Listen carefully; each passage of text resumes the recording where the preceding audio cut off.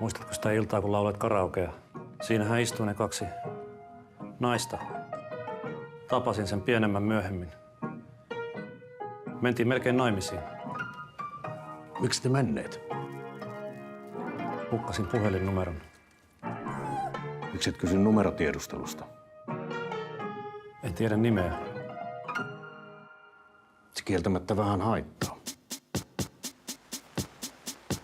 Olen vankina täällä ikuisesti, myös hautausmaata kiertävät aidat, kun päättyisi viimein maallinen pesti. Mut syvempään kuitenkin maahan vain kaivat, pidän sinusta, mutten itseäni siedä. En tarvitse muita, sinusta en tiedä, myönnän jos mä lähden. Sen teen vain itseni tähden.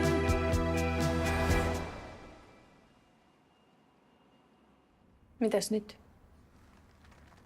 Haluaisitko elokuviin?